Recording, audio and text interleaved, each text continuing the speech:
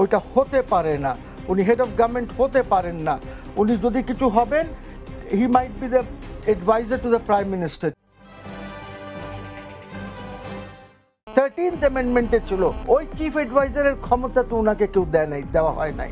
You see, so he was a fraud, এখনো he is a fraud, ওনার প্রত্যেকটা লোম is a fraud. ঠিক আছে, তো ইউনুসের সম্বন্ধে আজকে আমি একটা দেখতেছিলাম, সাম জার্নালিস্ট ও সামবডি বলতেছিল আমরা তো ওনাকে অনেক ডিফেন্ড করেছি, আমরা রাম ছাগল ছিলাম। সো ইউনুসকে নিয়ে আলোচনা করা, আর আমার ভাই তো বলেছেন দ্যাট ওনাকে দেশ থেকে বাইরে যাওয়া উচিত না শেখ হাসিনার সময়, কিন্তু এইভাবে দেশ ধ্বংস হয় নাই। দেশের ইকোনমি বলেন, দেশের ল অ্যান্ড অর্ডার বলেন, যাই বলেন, এই যে কি বলে ওই যে মব সৃষ্টি করা হয় নাই, গুম হয়েছে, আমরা সব অপোজ করেছি, সব হয়েছে, খুব খারাপ কাজ হয়েছে, খুবই খারাপ কাজ হয়েছে শেখ হাসিনার সময়। লুটপাট করেছেন, ব্যাংকগুলি লুট হয়েছে, সব হয়েছে, কিন্তু এই মব সৃষ্টি হয়নি। আজকে এখান থেকে বের হলে এখানে মব সৃষ্টি হচ্ছে কেন? ওয়াই দিস মব সৃষ্টি? এটা কে করেছে? ইউনুস গভর্নমেন্ট।